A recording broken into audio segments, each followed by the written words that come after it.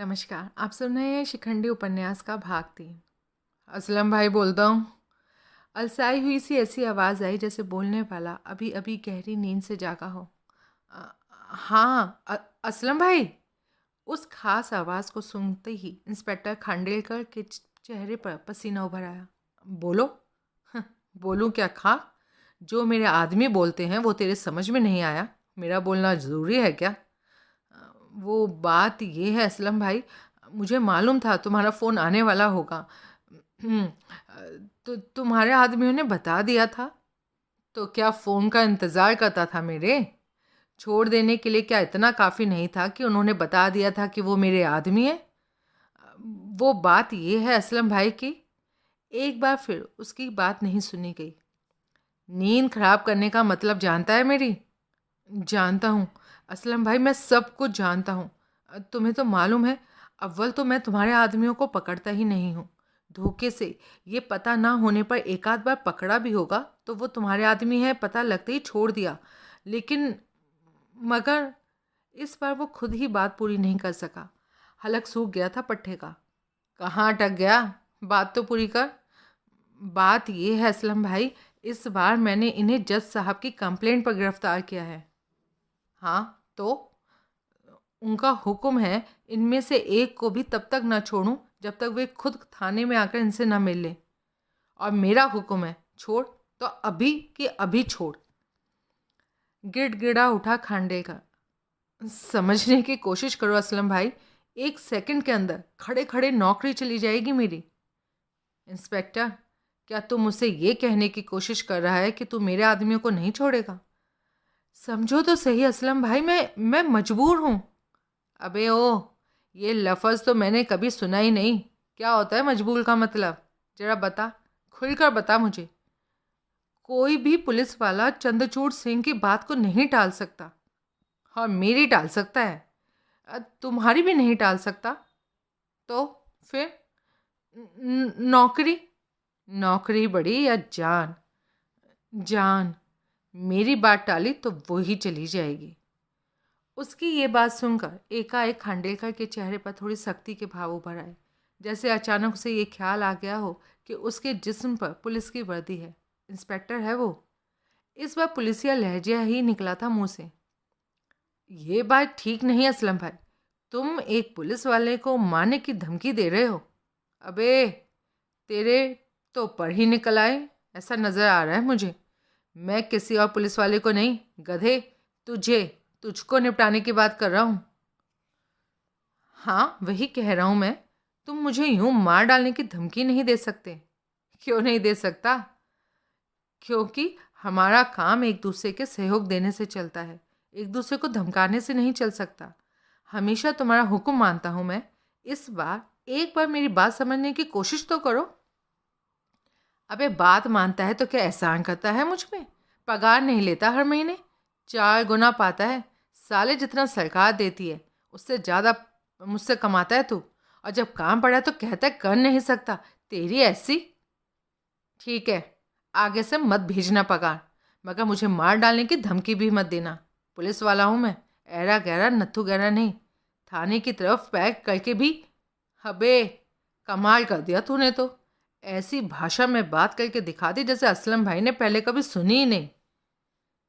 कान खोलकर सुन लो, जज साहब की वजह से इस मामले में कुछ नहीं हो सकता। कभी कभी हो जाता है ऐसा। इस बात को समझ जाओगे तो हमारे संबंध आगे भी वैसे ही चलते रहेंगे जैसे चल रहे थे। और नहीं समझोगे तो मैं कुछ नहीं कर सकता। ठीक है ठीक है, जब तू कुछ नहीं कर सकता तो जाहिर है मुझे ही कुछ करना पड़ेगा। खांडेकर ने पुनः कुछ कहने के लिए मुंह खोला, मगर दूसरी तरफ से रिसीवर बहुत आहिस्ता के साथ रख दिया गया था। नज़दीक पहुंचने पर चंद्रचूड़ सिंह ने बहुत गौर से उसे देखा। उसका रंग जरूर सांवला था, मगर स्वस्थ होने के कारण सुंदर ही नहीं आकर्षक भी लगता था। गोल चेहरे वाले विशेष के नाक नक्श बहुत तीखे थे। सफ़ेद रंग का नेकर और एक ऐसी कमीज़ पहने हुआ था जिस पर तरह तरह के जानवर और पक्षी बने हुए थे। उसके कमरे का अवलोकन चंद्रचूड़ सिंह पहले ही कर चुके थे। वहाँ उसके खेलने के लिए टेडी बेयर सहित अनेक खिलौने थे। कुछ ऐसी सामग्री भी नज़र आ रही थी जिससे पता चलता था कि उसे पढ़ाया भी जाता था।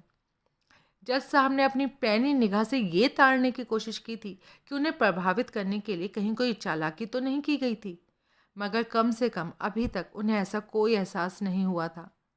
कुछ देर खामोश रहकर चंचूर सिंह जाने का सोचने लगे। फिर बोले, हम इससे एकांत में बात करना चाहते हैं। ज़रूर कर सकते हैं सर, पारस ने कहा। हम कांच की दीवार के उस पार मिसेस थापा के रूम में चले जाते हैं। मगर याद रहे, चंचूर सिंह ने चेतावनी दी, कोई भी तीसरा शख्स किसी भी माध्यम से हमारी बात नहीं सुनेगा। अगर हमने ऐसा महसूस किया तो अपना केस यहीं खारिज समझ लेना। आपकी बातें बिल्कुल नहीं सुनी जाएंगी सर, हम उस कमरे में होंगे। आप देख रहे हैं कि वहाँ से हम यहाँ के दृश्य को सिर्फ देख सकते हैं, किसी आवाज़ को सुन नहीं सकते। अगर आप चाहेंगे तो देखेंगे भी नहीं, कांच की दीवार के ऊपर वो दीवार भी आ जाएगी जिसे आपने खुद सरकते देखा था। उसकी ज़रूरत शायद नहीं है। ओके सर, कहने के साथ पारस फौरन अपनी एड़ियों पर घूम गया था। सिंघानिया ने भी वैसे ही किया, मगर मिसेस थापा ने प्यार से विशेष के सर पर हाथ फेरते हुए कहा, घबराना नहीं बेटे, तुम पढ़ने के लिए स्कूल जाना चाहते थे ना। इस वक्त तुम्हारे सामने उस स्कूल के प्रिंसिपल खड़े हैं जहां वो हम तुम्हें भेजना चाहते हैं, और ये जो भी पूछें सही सही जवाब देना, तब तुम्हारा एडमिशन स्कूल में हो गया समझना। विशेष ने स्वीकृति में गर्दन हिलाई। उसके बाद मिसेस थापा भी कमरे से चली गईं। उधर दरवाज़ा बंद हुआ। इधर चंचूर सिंह ने बच्चे की तरफ पलटते हुए पहला सवाल पूछा, हमने ये सुना है बेटे कि तुम्हें किसी की हत्या होती चमक जाती है। हाँ अंकल, ऐसा तो होता है मेरे साथ। कैसे होता है? चंचूर सिंह ने उसे बहुत गौर से देखा था। सब मुझसे यही पूछते हैं, पर मुझे कुछ नहीं पता। उस वक्त कैसा लगता है तुम्हें? बस ऐसा लगता है जैसे किसी ने मुझे आवाज़ दी। झटका सा खाता हूँ मैं और फिर अपने अंदर से निकल जाता हूँ। अंदर से निकल जाते हो? इसका क्या मतलब हुआ तुम्हारा? मतलब तो मुझे नहीं पता अंकल। ऐसे लगता है जैसे मैं अपने शरीर से निकल गया हूँ और हवा में उड़ता हुआ बहुत दूर चला गया, जहाँ पे कोई किसी को मार रहा है। और सबसे आश्चर्य की बात यह है, उस वक्त मुझे वहाँ की सारी चीज़ें दिख रही होती हैं। और फिर तुम वो चीज़ें किसी को बताने लगते हो? हाँ, जब कोई पूछता है तो बताने लगता हूँ। मगर ये कैसे हो सकता है? चलो अच्छा, मान लिया उस वक्त तुम वहाँ नहीं होते जहाँ तुम्हारा शरीर होता है, वहाँ होते हो जहाँ कोई किसी को मार रहा होता है। तो फिर वहाँ मौजूद व्यक्ति की आवाज़ कैसे सुन लेते हो जहाँ तुम्हारा शरीर होता है? मतलब हमारा मतलब है, एक समय में एक ही जगह तो हो सकते हो ना तुम, या तो वहाँ जहाँ शरीर है या फिर वहाँ जहाँ किसी को मारा जा रहा होता है। एक समय में दो जगह कैसे हो सकते हो? इस बारे में तो मुझे नहीं पता। मैं वहाँ की बातें देख और सुन रहा होता हूँ, जबकि यहाँ की केवल आवाज़ कानों में आती है। उस वक्त ऐसे लगता है जैसे कोई मुझे बहुत दूर से आवाज़ आ रही है। उनकी जितनी ज़ोर से सुनाई देती है, जितनी ज़ोर से उस वक्त आपकी आवाज़ सुनाई दे रही है। और फिर मैं खुद ही वो सब बताने लगता हूँ जो मुझे दिख रहा होता है। तब तो तुम हमारे स्कूल में पढ़ने कभी नहीं आ सकते। चंचूर सिंह ने उसके दिमाग को झटका दिया। क्यों अंकल, क्या मैंने आपके सवालों का सही से जवाब नहीं दिया? ये जो तुम्हारे साथ होता है ये बहुत खतरनाक बीमारी है। एक तीर चलाते वक्त चंचूर सिंह बहुत ही ध्यान से विशेष के चेहरे की एक एक रेखा को देख रहे थे। इस तरह तो हमारे स्कूल में पढ़ने वाले दूसरे बच्चे भी बीमार होने लगेंगे। भला हम क्यों चाहेंगे कि हमारे बच्चों में इतनी खतरनाक बीमारी फैले? पर अंकल, मुझे तो पढ़ना है, अब मैं क्या करूं? काश तुम्हें ये बीमारी ना होती। ऐसा कहकर शायद वे उसके मुंह से ही कहलवाना चाहते थे कि उसे ये बीमारी नहीं है। मगर पर वो अंकल, मेरा वश नहीं है ना इस पे। मैं कब चाहता हूँ कि मेरे साथ ऐसा हो? बस मैं अपने आप ही अपने शरीर से निकल कर। बकवास करते हो तुम, झूठ बोलते हो, बेवकूफ़ बना रहे हो सबको। मगर हमें दूसरों जैसा बेवकूफ़ मत समझो। हम सब समझ रहे हैं झूठ बोल रहे हो, कुछ नज़र नहीं आता तुम्हें। पर अंकल, मैं झूठ क्यों बोलूँगा? सबका ध्यान अपनी तरफ खींचने के लिए झूठ बोलते हो तुम, क्योंकि बचपन से ही सब तुम्हारी उपेक्षा करते थे। कोई ध्यान नहीं देता था तुम पर। तब तुमने ये नाटक शुरू कर दिया ताकि सब तुम पर ध्यान दे, तवज्जो दें। जब ऐसा करने के कारण सब तुम पर ध्यान देने लगे तो तुमने तो रोज़ रोज़ का नाटक शुरू कर दिया। नहीं अंकल, ऐसा नहीं है। मैं जब गांव में था और ऐसा बताता था तो सब मुझे बहुत मारते थे। वही कहते थे जो आप कह रहे हो, मैं नाटक करता हूँ। तो क्या मैं पिटने के लिए ऐसा करता?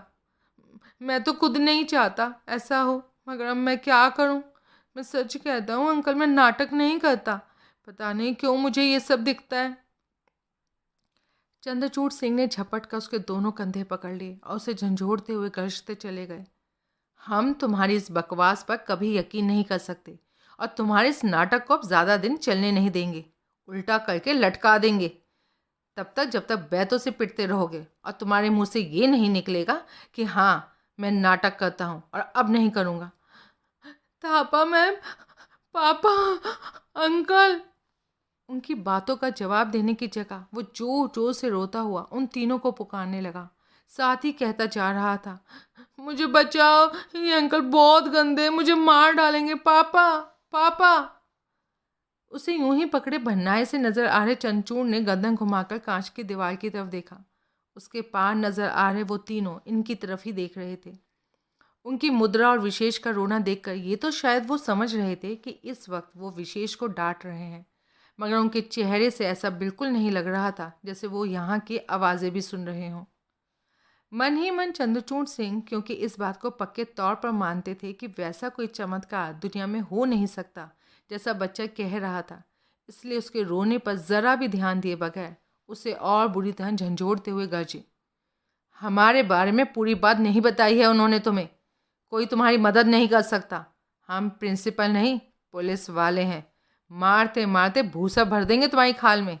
या तो बता दो ये नाटक तुम कैसे करते हो। या इस तरह चंचूड़ सिंह ने उसे डराने धमकाने की भरपूर कोशिश की, मगर वैसा कुछ नहीं हुआ जैसा वो चाहते थे, बल्कि उसके ठीक उलट वो बुरी तरह रोने लगा।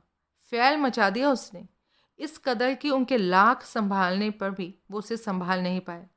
अंततः उन्हें सिंघानिया, पारस और मिसेस थापा को उस कमरे में बुलाना पड़ा। उनसे लिपट लिपट कर फूट फूट कर रोने लगा। वो बार बार कह रहा था कि ये जो अंकल आए हैं बहुत गंदे हैं। चंचूड़ सिंह दरवाज़ा पार करके मिसेस थापा के कमरे में आ गए। सिंघानिया और पारस उनके पीछे पीछे थे। मिसेस थापा विशेष के पास उसी कमरे में रह गई थी। उनसे लिपटा हुआ विशेष अब भी रो रहा था। सिंघानिया और पारस बड़ी शिद्दत से ये जानना चाहते थे कि चंचूड़ सिंह किस नतीजे पर पहुंचे, मगर ये सवाल करने की उनमें से किसी में हिम्मत नहीं हो रही थी। जबकि चंद्रचूड़ सिंह ने अभी अभी कांच की दीवार के उस पार नजर आ रहे विशेष और मिसेस थापा को देखते हुए कहा, हमारा काम खत्म हो गया है, अब हमें चलना चाहिए। सिंघानिया ने कुछ कहने के लिए मुंह खोला ही था कि चंचूड़ के चेहरे पर उसने चौंकने के भाव देखे। चौंकते वक्त वो कांच की दीवार के उस पार देख रहे थे। स्वाभाविक रूप से उसने भी उनकी नज़रों का पीछा किया और उसे भी चौंक जाना पड़ा। अभी तक मिसेस थापा से लिपट कर रो रहा विशेष अचानक उससे अलग हो चुका था। आंसुओं से उसका चेहरा तर था, मगर वो आंसू पहले थे। अब वो रो नहीं रहा था। अब तो उसके चेहरे पर खौफ के भाव थे। आंखें शून्य में स्थिर थीं और होठ भी चल रहे थे। शायद वो कुछ कह रहा था, मगर आवाज़ यहाँ नहीं आ रही थी। घबराई हुई मिसेस थापा ने कांच की दीवार की तरफ देखा और एक ही क्षण में सब कुछ समझ गई। पारस ने दोनों कमरों के बीच के दरवाजे पर जंप लगा दी। उसके पीछे सिंघानिया लपका था और उसके पीछे चंद्रचूड़ सिंह। क्या हुआ, क्या हुआ विशेष? तुम क्या देख रहे हो? कमरे में दाखिल होते ही पारस चीख पड़ा। कुछ नजर आया?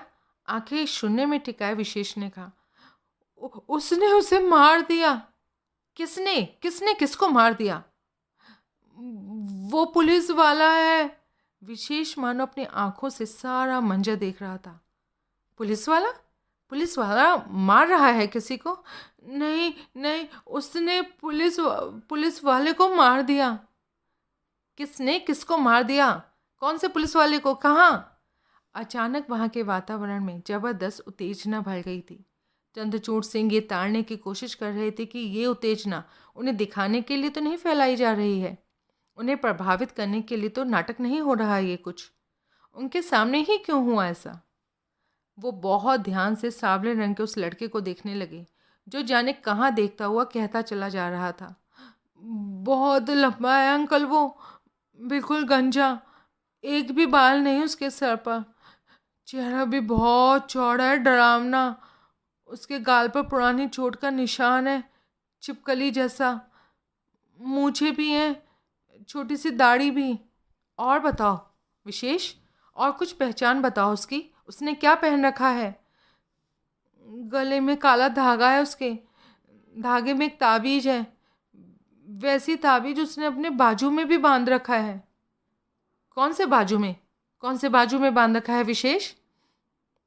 दाएं बाजू में। पर बाजू कैसे चमक गया तुम्हें? क्या उसने कमीज नहीं पहन रखी है? नहीं, बनियान पहना हुआ है। उसके बनियान में बहुत सारे छेद हैं। एक तहमद भी बांध रखा है। और एक तहमद बांध रखा है अंकल, 4 खानों वाला तहमद। उसका नाम, उसका नाम जानने की कोशिश करो विशेष। इस बार विशेष कुछ नहीं बोला। सभी चेहरों पर उत्सुकता के भाव लिए उसे देख रहे थे। चंचूट सिंह के चेहरे पर उत्सुकता के अलावा एक अजीब किस्म की सतर्कता भी थी। ऐसी सतर्कता जैसे वे किसी भी ढंग से खुद को ठगे जाने के प्रति सावधान बने रहना चाहते हों। इसमें शक नहीं कि इस वक्त वे विशेष की आंखों में ज्योति सी देख रहे थे। ऐसी ज्योति जो आमतौर पर उसकी आंखों में नजर नहीं आती थी। पुतलियों को भी घूमते देख रहे थे वो, जैसे कुछ सर्च कर रही हो। फिर एकाएक विशेष बोल पड़ा, असलम भाई, असलम भाई है उसका नाम, उसके हाथ में लंबा चाकू है। अब चंद्रचूड़ सिंह से रहा नहीं गया। कैसे पता लगा? उसका नाम जादू के कौन से जो से पता लगा लिया तुमने? नहीं, मैं इन अंकल को कुछ नहीं बताऊंगा, ये अंकल गंदे हैं। मुझे बोलते तुम बीमारी का नाटक करते हो। नहीं विशेष, बड़ों के बारे में ऐसा कुछ नहीं कहते। अच्छा, तुम्हें उसका नाम कैसे पता लगा? अभी अभी उसके एक साथी ने उसका नाम लिया था। बोला इंस्पेक्टर उधर बैठता है, असलम भाई। मतलब वो किसी पुलिस इंस्पेक्टर को मारने वाला है? वो मार रहा है अंकल, वो मार रहा है। स्थिर आंखों के साथ विशेष के चेहरे पर खौफ के भाव उभर आए। किसी मंजर को देखता हुआ वह डरे हुए लहजे में कहता चला गया, उफ, उसने इंस्पेक्टर के सीने में चाकू मार दिया है। इंस्पेक्टर चीख पड़ा है अंकल, उसके सीने से खून निकल रहा है। सारा चाकू खून से सन गया। कई पुलिस वाले उसे रोकने की कोशिश कर रहे हैं, वो नहीं रुक रहा, मारे जा रहा है। एक और चाकू मार दिया। इंस्पेक्टर मेज से टकराकर जमीन पर गिर गया। नाम क्या है इंस्पेक्टर का? मुझे नहीं पता। पता करने की कोशिश करो, कोशिश करो बेटे। कैसे? हर पुलिस वाले की जेब के ऊपर लगी छोटी सी काली प्लेट पर उसका नाम लिखा रहता है। उसने भी प्लेट जरूर लगा रखी होगी। पढ़कर बताओ, नाम क्या है उसका? हाँ हाँ हाँ, सुमित खांडेलकर। ध्यान से देखो, वहाँ कोई घड़ी जरूर होगी। क्या वजह है? दीवार पर 1:42। पारस के साथ साथ एक साथ सभी ने अपनी रिस्ट वॉच पर नजर डाली। चंचूड़ सिंह ने भी। उनकी घड़ी में 1 बजा था। बहुत सारे गुंडे अंकल, वो एक लंबी सी गाड़ी में आए हैं, उस पर क्वालिस लिखा है। उनके पास हथियार हैं, लाठी, डंडे, चेन, बम भी है। एक ने बम फोड़ दिया अंकल। ये कहाँ की घटना है विशेष? कहाँ हो रहा है ये सब?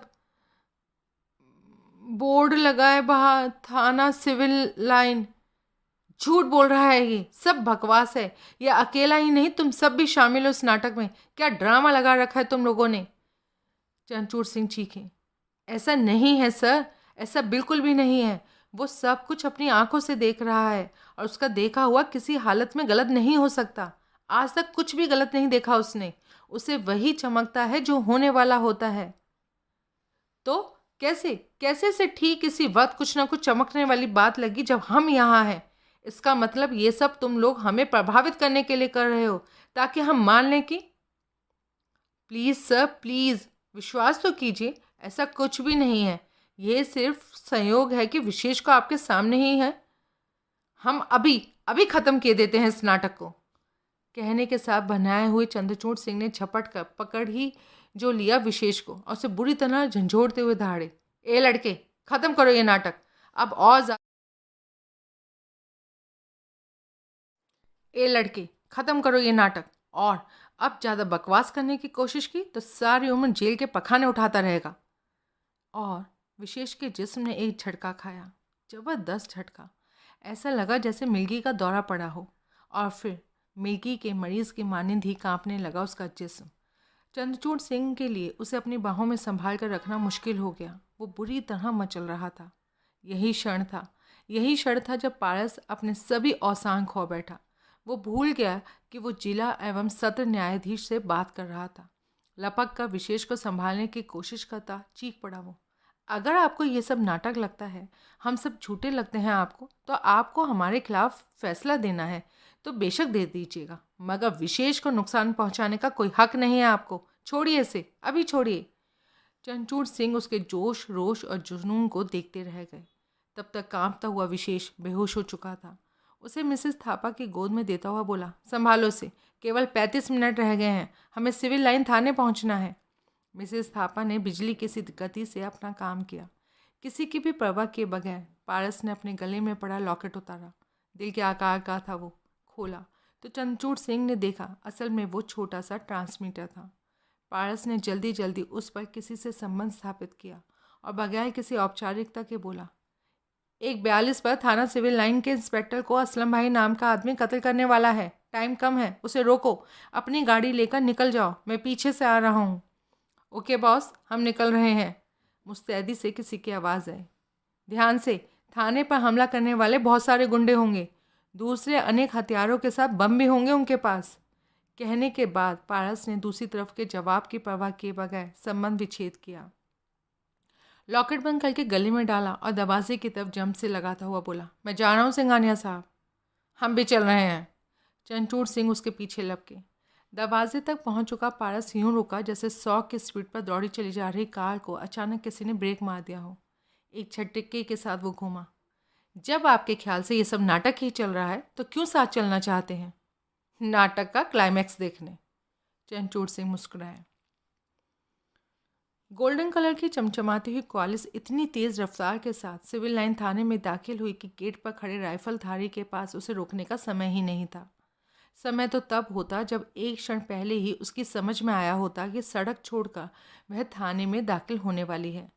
रोकने के लिए लपका ज़रूर था वो, लेकिन फिर अपनी जान बचाने के खातिर पीछे हट गया।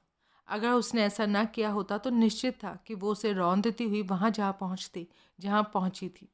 और वो पहुँची थी थाने के प्रांगण के बीचों बीच। पहले ही से अनेक गाड़ियाँ खड़ी थी वहाँ। 2-3 लाल बत्ती लगे एम्बेसडर्स, एक जीप, एक आइकन, एक सफारी। अगर वे ना खड़ी होती तो कॉलेज शायद प्रांगण के अंतिम छोर तक ही जाती। इधर से दरबान कॉलेज के पीछे लपका और उधर धाड़ धाड़ करके कॉलेज के दरवाजे खुले। कम से कम 6 शख्स कॉलेज से बाहर निकले नहीं कूदे। वे जो शक्लो सूरत से ही गुंडे नजर आते थे। सबके हाथों में हथियार थे, हॉकी, लाठी, सरिये और मोटरसाइकिल की चेन आदि। क्या है भैया, किससे मिलना है तुम्हें? अंदर मीटिंग चल रही है। दो ने झपट कर उस दरबान को दबोच लिया। एक तरफ हटो बे, वरना चीर कर रख दूंगा। खतरा भाप कर दरबान बेचारे ने चीखना चाहा, मगर एक हाथ कुकर का ढक्कन बनकर उसके मुंह पर जा चिपका। गूं गूं करता रह गया वो। तब कॉलेज के बाएं दरवाजे से वह बाहर निकला, वो जिसके हाथ में खुला हुआ लंबा चाकू था। ठीक वही हुलिया था उसका जो विशेष ने बताया था। वही पहन रखा था, तहमद और जालीदार बनियान। 6 में से एक गुंडे ने इंस्पेक्टर के ऑफिस की तरफ उंगली उठाते हुए कहा, इंस्पेक्टर उधर बैठता है असलम भाई। कुछ भी तो नहीं बोला असलम, बस तेज कदमों के साथ उस तरफ बढ़ गया जिस तरफ उसके गुलगे ने इशारा किया था। गुलगे पीछे थे, अभी आधा रास्ता भी तय नहीं कर पाए थे कि धाएं धाएं धाएं। मुकम्मल थाने का वातावरण गोलियों की आवाज़ से थर्रा उठा। पलक झपकते ही सबके हथियार हवा में कलाबाजी खाते नजर आए। असलम का चाकू भी उन्हीं में से एक था। असलम सहित सभी बौखला उठे, और अगर ये कहा जाए तो गलत नहीं होगा कि अभी बेचारे ठीक से बौखला भी नहीं पाए थे। वातावरण में किसी कड़क आवाज़ वाले शख्स की चेतावनी गूंजी, जो जहाँ है वहीं रुक जाए, अगर ज़रा भी हरकत करने की कोशिश की तो भून दिए जाओगे। कौन था ऐसा जो इस अवस्था में हिलता डुलता? खुद असलम भाई भी ऐसा दुस्साहस नहीं कर पाया। सबकी नज़रें आवाज़ की दिशा में उठ गई थी। उठी तो बस उठी की उठी रह गई। थाने की छत से अनेक राइफल्स उनकी तरफ तनी नज़र आ रही थी या नज़र आ रहे थे उन्हें संभाले हाथ और पुलिस की कैप। केवल एक तरफ का नज़ारा नहीं था, ये चारों तरफ का नज़ारा यही था। प्रांगण के चारों तरफ मौजूद थाने की इमारत की हर छत से राइफल की नाल उन्हें घूर रही थी। उस मंजर का मतलब अभी ठीक से वो समझ भी नहीं पाई थी कि एक और आवाज़ गूंजी, हाथ ऊपर उठा लो। तुरंत पालन नहीं हुआ इस हुक्म का। गुर्गो ने असलम भाई की तरफ देखा, जैसे वो सब केवल उसी का हुक्म मानने के लिए पैदा हुए थे। और असलम भाई ने मौके की नज़ाकत को समझा। बड़बड़ाते हुए हाथ ऊपर उठा दिए। खबीस की इन औलादों ने तो जाने कैसे पहले ही हमारे इस्तकबाल का ज़बरदस्त इंतज़ाम कर रखा है। उसके हाथ उठने थे कि सबके उठते चले गए। यही समय था जब असलम ने अपने गुर्गों में से एक को आंख का इशारा किया। ऐसा होना था कि गुर्गे का बायां हाथ अपनी जेब की तरफ लपका, मगर अभी उससे दूर ही था कि धाएं एक गोली चली, सीधे गुर्गे के हाथ में लगी। चीख निकल गई उसकी हलक से, हाथ के चीथड़े उड़ गए। हम जानते हैं तुम्हारे पास बम भी हैं। अगर किसी और ने उसका इस्तेमाल करने की कोशिश की तो उसका भी यही हाल होगा। अब सबकी निगाहें उस आवाज़ की तरफ घूम गई। इंस्पेक्टर के ऑफिस से बाहर निकला था वो शख्स, वो जिसकी वर्दी बता रही थी कि वो इस शहर का पुलिस कमिश्नर है। उसके हाथ में दबे रिवॉल्वर की पोजीशन अभी भी ऐसी थी जैसे कोई सिगरेट बाज कश लगाने के बाद धुआं छोड़ रहा हो।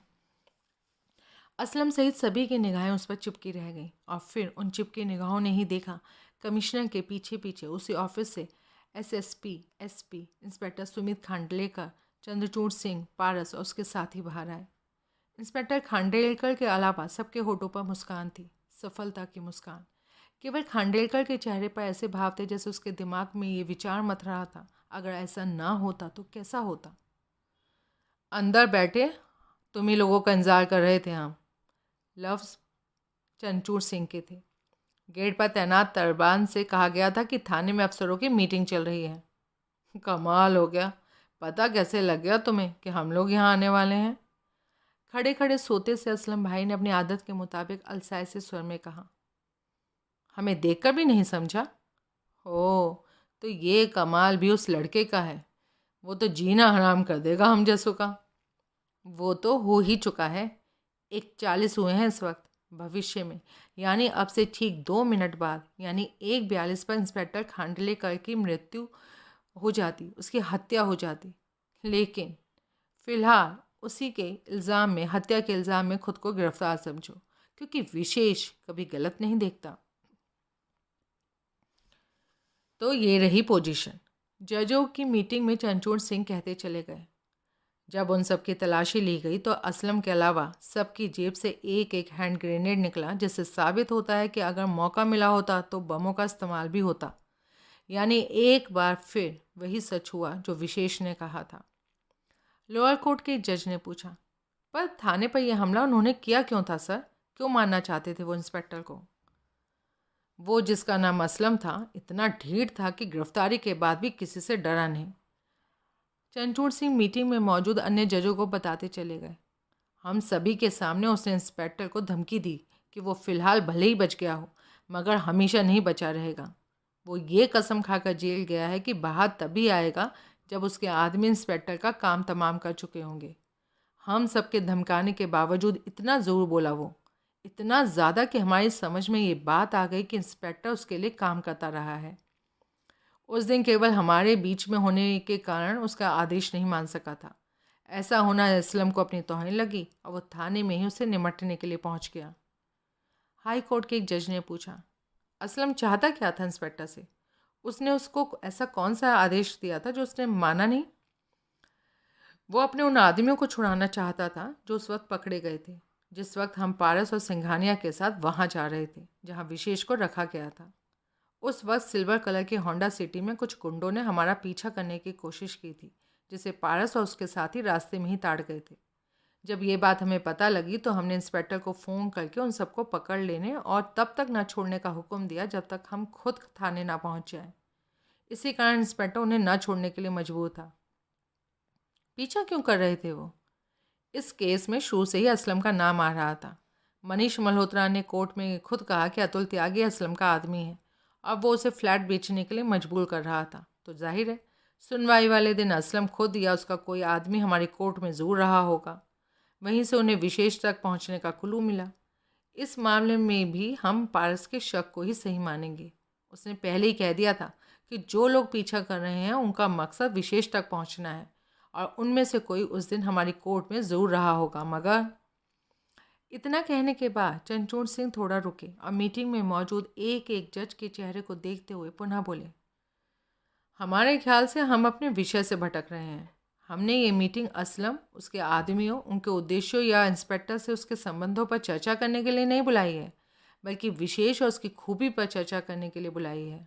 मतलब कोई ठोस आधार न होने के बावजूद थाने पहुंचने से पहले तक हमारा ख्याल यही था कि विशेष में वैसी कोई क्वालिटी नहीं है जैसा प्रचार किया जा रहा है, बल्कि ये बच्चा और सिंघानिया ग्रुप मिलकर कोई ऐसा नाटक खेल रहे हैं जो फिलहाल हमारी समझ में नहीं आ रहा। लेकिन थाने पहुंचकर हमारी सारी धारणाएं बिखर गई। यानी थाने पहुंचने के बाद आपको लगने लगा है कि विशेष में वैसी क्वालिटीज़ हैं, वो भविष्य में होने वाली हत्याओं को देख लेता है। ऐसा कहना तो शायद अभी जल्दबाजी होगी कि हम इस नतीजे पर ही पहुंच गए हैं, मगर दिमाग में कुछ सवाल ऐसे ज़रूर हैं जिनके जवाब अभी हमारे पास नहीं है। ये मीटिंग हमने उन्हीं सवालों का जवाब हासिल करने की उम्मीद के साथ बुलाई है। कौन से सवाल हैं वो? विशेष से हुई बातें तो हम पहले ही आपको बता चुके हैं। आप सबको याद होगा कि उसने खांडेलकर के मर्डर का टाइम 1:42 बताया था। उस वक्त हम पारस के साथ उसकी सफारी में ही थे, जिसे वो आंधी तूफान किसी रफ्तार के साथ सिविल लाइन थाने की तरफ दौड़ा रहा था। जब मोबाइल पर पुलिस कमिश्नर से बात की और उनसे कहा कि सिविल लाइन थाने में इंस्पेक्टर के मर्डर की कोशिश हो सकती है, अतः वहाँ पहुँच जाएं और सुरक्षा के इंतज़ाम देखें। जब ऐसा कर रहे थे तो ड्राइविंग कर रहे पारस ने हमें ऐसी नज़रों से देखा था जैसे वो ये मान रहा हो कि अब हम भी विशेष की बातों को सच मान रहे हैं, जबकि वास्तव में वैसा नहीं था। वो फ़ोन हमने ये मान कर किया था कि अगर ये लोग नाटक कर रहे हैं तो अपने नाटक को हकीकत का जामा पहनाने हेतु कहीं सचमुच ही उसकी हत्या ना करा दें। हम 1:35 पर थाना पहुँचे।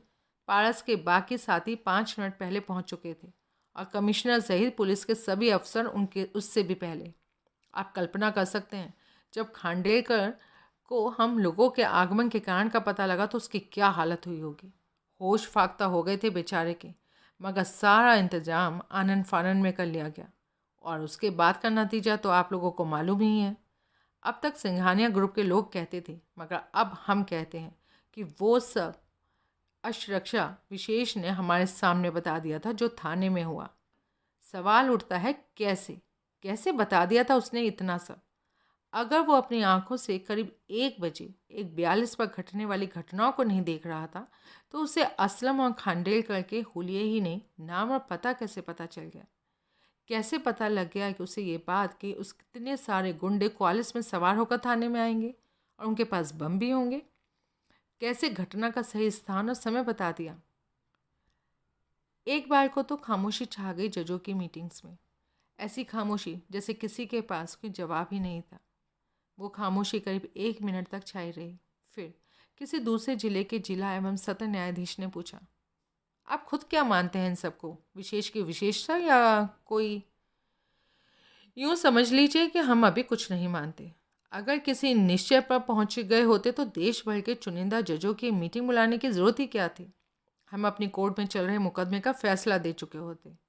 आप सबको इकट्ठा करके विचार विमर्श करने का कारण यही है कि हम किसी नतीजे पर पहुंचना चाहते हैं ताकि दुनिया के इस सबसे अजीब केस का फैसला दे सकें। क्या मानकर चलें हम? विशेष में विशेषता है या ये कोई बहुत बड़ा ऐसा फ्रॉड है जो फ़िलहाल हमारी समझ में नहीं आ रहा? मेरे ख्याल से तो फ्रॉड ही है, एक जज ने कहा। कैसे हो सकता है? कैसे उसने इतनी बातें सच? मैं कहता हूँ उस लड़के सहित सिंघानिया ग्रुप के सभी लोग और असलम एक ही गैंग के लोग हैं।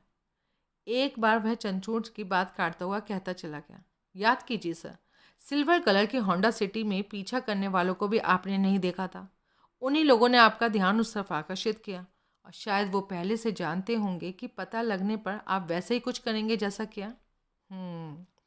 यानी पारस जानता था कि हम उन्हें गिरफ्तार करा देंगे। क्यों नहीं हो सकता ऐसा? उस जज ने पूरी दृढ़ता के साथ कहा। ऐसे लोग सामने वाले की मानसिकता को रीड करने के मामले में मास्टर होते हैं और फिर गुंडों द्वारा पीछा किए जाने के बारे में पता लगने पर एक जज होने के नाते आपने जो किया वो इतना स्वाभाविक था कि आपकी जगह अगर हम में से भी कोई होता तो यही करता। इस बात को वो लोग जानते होंगे। यानी अगर वो ये कहा जाए तो गलत नहीं होगा कि अपनी समझ के मुताबिक भले ही गुंडों को आपने गिरफ्तार कराया, मगर हकीकत ये थी कि उस वक्त बड़ी खूबसूरती से उन्होंने आपसे अपना मनचाहा काम करा लिया था। इस बात पर हम इसी ढंग से विचार कर चुके हैं। तो क्या लगा आपको? हो सकता है उस वक्त हम उनके हाथों से खेल गए हों। अब मैं आगे बढ़ता हूँ। चंचूर सिंह ने जवाब ने उस जज के में मानो जोश भर दिया। केवल एक ही बात मान लेने से आपके दिमाग में घुमड़ रहे हर सवाल का जवाब मिल जाता है। ये कि ये पूरा गैंग एक ही है। कौन से थाने में, किसके साथ, क्या पहनकर, कितने बजे क्या करना है, ये सब पहले से निर्धारित कर लिया गया था और वो सब विशेष को समझा दिया गया था। ये भी कि वो सारी बातें उसे आपके सामने किस ढंग से कहनी है। इस कला में वो लड़का माहिर हो गया है और फिर आपकी आंखों के सामने हर किरदार ने अपना काम बखूबी अंजाम दिया। ठीक ऐसे ही ड्रामे को इन लोगों ने मनीष मल्होत्रा के फ्लैट पर भी अंजाम दिया। याद रहे, उस ड्रामे के तहत भी मनीष मल्होत्रा को बचा लिया गया और थाने में इंस्पेक्टर को भी, यानी केवल ड्रामा किया गया। असल में कहीं कोई सीरियस क्राइम करने की ज़रूरत ही नहीं पड़ी और वो आप जैसे सीनियर जज के दिमाग में अगर अभी तक ये ठूसने में कामयाब नहीं है कि उस लड़के में ये खूबी है, तो इतना डबल माइंड करने में तो कामयाब है ही कि आपने सीरियस होकर एक मीटिंग बुला ली। मतलब असलम और उसके साथियों के ड्रामे को हकीकत का जामा पहनने के लिए खुद को कानून के फंदे में फंसा लिया। इसके दो जवाब है मेरे पास। कहते कहते जज को अपनी ही बात जचने लगी थी, इसलिए दुगने उत्साह के साथ कहता चला गया। पहला, ऐसे लोगों को मालूम होता है कि कुछ दिन बाद जमानत हो जाएगी। जेल जाने से ये लोग बिल्कुल नहीं डरते। ये काम उनके लिए रूटीन वर्क जैसा होता है। अर्थात माकूल रकम मिले तो बगैर किसी हिचक के जेल जाने के लिए तैयार हो जाते हैं। दूसरी बात, उन्हें पहले ही से मालूम था कि हत्या तो करनी है नहीं उन्हें। उससे पहले ही सिंघानिया ग्रुप के यानी अपने ही लोगों के हाथों पकड़ लिए जाएंगे, तो फिर ड्रामा करने में हर्ज ही क्या था। पर इन हालात में उन सब से इनको फ़ायदा क्या होगा? मैं आप लोगों का ध्यान एक ऐसे खास फ़ायदे की तरफ खींचना चाहता हूँ जिस पर आमतौर पर ध्यान नहीं दिया जाता। इस वक्त वह जज खुद को सबसे श्रेष्ठ समझ रहा था। शुरू में हर आदमी की भूख पैसा होती है, लेकिन जब वो बहुत ज़्यादा पैसा कमा लेता है, इतना ज़्यादा कि उस पर खर्च नहीं होता, संभाले नहीं संभलता, तो उसकी भूख नाम की हो जाती है। नाम कमाना चाहता है वो, चाहता है कि सब उसे जाने। और असल में ये विचार उसे कचोटने लगता है कि वो इतना बड़ा आदमी है, इतना धनवान है, मगर कोई उसे पूछ ही नहीं रहा। लोग उसे जानते और मानते ही नहीं। तब वो नाम के लिए कुछ भी कर गुजरता है। मेरे ख्याल से मिस्टर सिंघानिया की प्रॉब्लम भी यही है। हम सभी जानते हैं कि वो कितना पैसे वाला है, मगर समाज में वो मान सम्मान नहीं था उसका। उसने ये सारा ड्रामा वही कमाने के लिए रचा है। यहाँ ये बात भी गौर करने लायक है कि पारस हो या उसकी टीम का कोई अन्य मेंबर, सब पीछे हैं। पैसे के बल पर खरीदे गए मोहरे हैं सिंघानिया के। असल खेल सिंघानिया का ही फैलाया हुआ है और ये मौका उसे तब मिला जब अपने नौकर से विशेष के बारे में पता लगा। आप लोग जानते ही हैं, गांव के अनपढ़ लोग ऐसी बातों पर अक्सर यकीन कर लेते हैं। उनके ख्याल से सचमुच विशेष में एक क्वालिटी है, मगर सिंघानिया जानता है कि ऐसा कुछ नहीं है। लेकिन वो नाम कमाने के लिए, खुद को समाज में एक ऐसे शख्स के रूप में स्थापित करने के लिए जो समाज से क्राइम ख़त्म करना चाहता है, ये सब कर रहा है। मेरे ख्याल से वो पढ़े लिखे समाज को बड़ी खूबसूरती से धोखा देने का प्लान का काम कर रहा है। इन दो केसेस से, यानी मनीष मल्होत्रा के फ्लैट पर और थाने में घटी घटना से पहले भी ये लोग कुछ लोगों को हत्या करने से पूर्व गिरफ्तार कर चुके हैं। एक दूसरे जज ने कहा। पिछले करीब 8 महीने से काम कर रहा है ये ग्रुप। उन घटनाओं के बारे में आपका क्या कहना है? क्या वो भी इसी तरह प्लान की गई थी? क्यों नहीं हो सकते ऐसा? बस, असल में यहीं आकर हम भी अटक गए हैं, चंचूर सिंह ने कहा। वास्तविकता ये है कि वे कल्पनाएं हम भी कर चुके थे जो हमारे एक साथी ने की हैं, मगर विवेक ये मानने को तैयार नहीं हुआ कि वे सब इतनी सारी घटनाएं प्लान की हुई हो सकती हैं। और मेरे ख्याल से ज़रूर हो सकती है। उस जज के लिए अपनी बात मनवाना जैसे प्रतिष्ठा का सवाल बन गया। सिंघानिया जैसा शख्स जिसके पास दौलत के अंबार हैं, खुद को समाज का एक नेक दिल आदमी स्थापित करने की चाह में वो चाहे कितनी दौलत खर्च कर सकता है। और दौलत से आज क्या नहीं खरीदा जा सकता। उसने उन सभी को खरीद लिया होगा जो इन घटनाओं में इन्वॉल्व थे। इन सब बातों से हटकर मैं एक अलग ही बात की तरफ आपका ध्यान खींचना चाहता हूँ, एक अन्य जज ने कहा। सबकी निगाहें उसकी तरफ घूम गई। कहिए। कहना मैं ये चाहता हूँ कि उस लड़के को वो चमका ही कहाँ जो हुआ। मतलब? मनीष और इंस्पेक्टर का कत्ल होते चमका उसे, ऐसे ही इनसे पूर्व की घटनाओं में चमका, मगर वो सब हुआ कहाँ? हुआ उसके उलट, कत्ल ही नहीं हुए, उन्हें होने से रोक दिया गया। वही तो सिद्ध करना चाहता है सिंघानिया ग्रुप, ये कि एक विशेष से उन्हें टिप मिलती है कि भविष्य में कत्ल होने वाला है और वो उसे रोक देते हैं। अगर वो ना रोकते तो कत्ल हो जाता। तो फिर ये क्यों नहीं चमका उस लड़के को? जज ने मुट्ठी भींचकर डेस्क पर मारते हुए कहा। अगर उसके पास सचमुच दिव्य दृष्टि है, वाकई कुदरत का कोई करिश्मा है, तो उसे चमकना तो ये भी चाहिए था कि फला आदमी द्वारा फला के मर्डर की कोशिश की जाएगी, लेकिन फला लोग उसे बचा लेंगे। दिलचस्प, वाकई दिलचस्प थॉट है ये, एक अन्य जज ने कहा। उसे वो चमक रहा है जो नहीं हो रहा, और जो हो रहा है वो उसे नहीं चमक रहा। ये कौन सी कुदरत का चमत्कार है?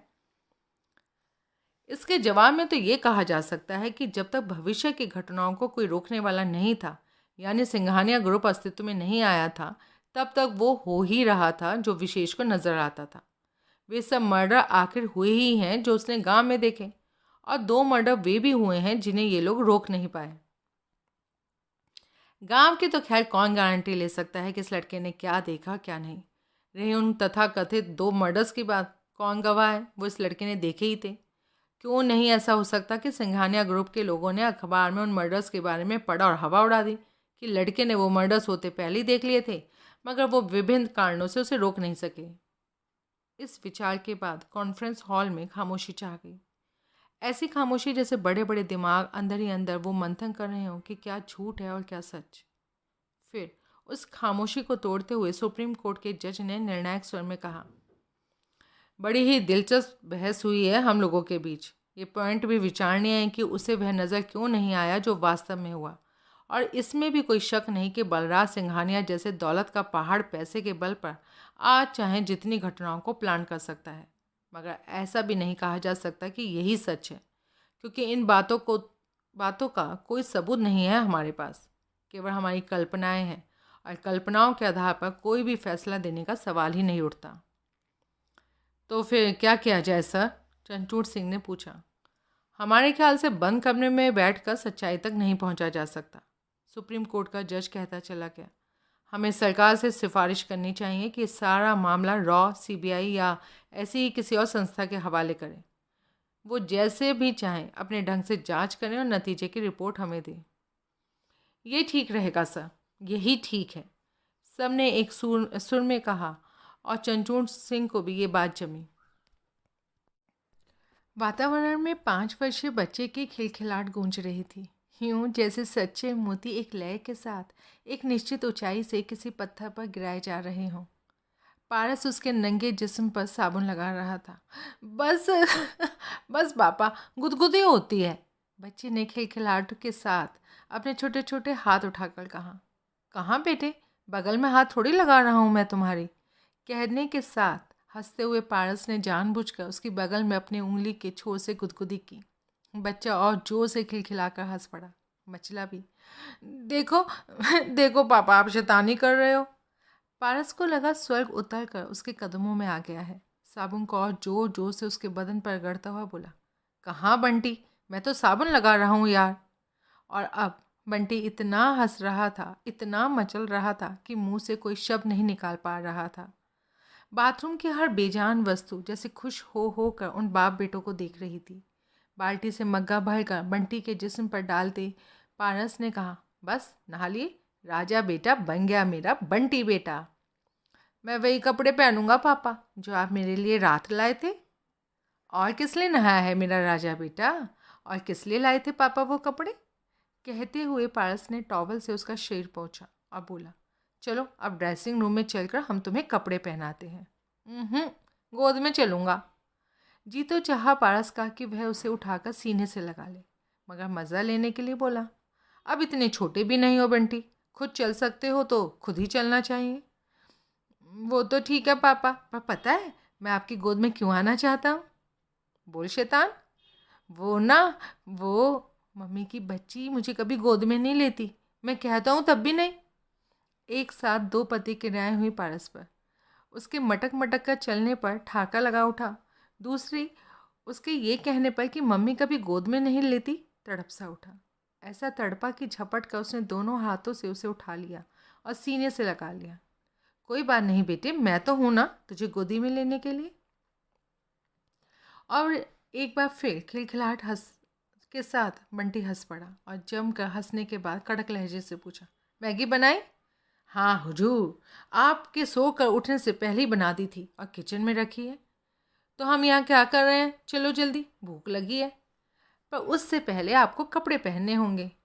उसे गोद में उठाए पारस बेडरूम और बाथरूम के बीच के खुले पड़े दरवाजे की तरफ बढ़ा। तैयार होना होगा और तब डाइनिंग। बाकी शब्द मुंह के मुंह में रह गए। सबसे पहले उसके नथनों में सिगरेट के धुएं की गंध घुसी। उसके बाद आंखों ने उसे सोफा चेयर पर बैठी मोनिका को देखा। टांगों से चिपकी जीन्स पहन रखी थी उसने, पैरों में भारी काले जूते, खुले गले का सफ़ेद रंग का टॉप। टॉप का कपड़ा इतना झीना था कि उससे मुकम्मल उरोजों की साफ झलक मिल रही थी। ब्रा तक नहीं पहन रखी थी उसने।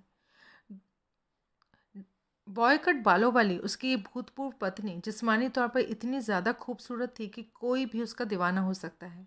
गोल गुलाबी मुखड़ा, नपे तुले नाक नक्श, सागर की सी गहराई लिए नीली आंखें, गुलाब की पंखड़ियों से मुलायम और गुलाबी होठ, मछली के आकार का जिस्म, क्या नहीं था उसके पास? वो सब कुछ था जो किसी भी मर्द को पागल बना दिया करता था। वो बड़ी लापरवाही के साथ अपनी एक टांग दूसरी टांग पर चढ़ाए सोफा पर बैठी हुई थी। नेल पॉलिश से रचे लंबे लंबे नाखूनों वाली पतली पतली उंगलियों के बीच एक सुलगी हुई सिगरेट नजर आ रही थी। उसे देखकर जहाँ का तहाँ स्थिर हो गया था पारस। पारस ही क्यों, खुद बंटी भी यूं ही रह गया था जैसे बेचारे को लकवा मार गया हो। उसकी मासूम आंखों में खौफ उभर आया था। मोनिका ने सिगरेट में एक कश लगाया, धुआं छोड़ा और सोफा चेयर से खड़ी होते हुए बोली, मम्मी की तारीफ करने से कम बाथरूम का दरवाज़ा बंद तो कर लिया होता। कब आई तुम? पारस ने जैसे चेतना लौटते हुए पूछा। क्या लेते हो इस बात से? फ्लैट का दरवाज़ा खुला पड़ा था, मैं आ गई। तुम दोनों बाथरूम में चुहल कर रहे थे, खामोशी से यहाँ बैठ गई। क्या इसमें भी कुछ बुरा किया? मटक मटक कर चलने का उसका अंदाज ठीक वही था जो कुछ देर पहले बाथरूम में बंटी ने दिखाया था। उसे याद करके पारस का दिल ठाका लगाने का हुआ, मगर जो कुछ अब होने वाला था उसे याद करके ऐसा नहीं कर सका वो। ऐसा कब कहा था मैंने? मेरी समझ में कभी नहीं आया कि तुम कब क्या कहना चाहते हो। वो ठीक उसी अंदाज में उसकी तरफ पलटी जैसे कि रैंप पर मॉडल पलटती हो। खैर, तुम्हारी बातें समझने में मेरी कोई दिलचस्पी नहीं है। पारस भी चुप ही रहा, जैसे कहने के लिए कुछ सूझा ही नहीं था। समझ तो गए ही होंगे मैं क्यों आई हूँ। हाँ, याद है मुझे। आज 16 तारीख है, मगर मगर काफ़ी सुबह सुबह आ गई हो तुम। 8 बजे हैं, आधे घंटे लेट हूँ। कायदे से 16 तारीख रात के 12 बजे के बाद ही शुरू हो जाती है। पारस एक बार फिर चुप रह गया। मोनिका ने सीधे बंटी से कहा, आवाज़ ऐसी थी जैसे हवा में हंटर घूम रहा हो, चलो बंटी तैयार हो जाओ, तुम्हें मेरे साथ चलना है।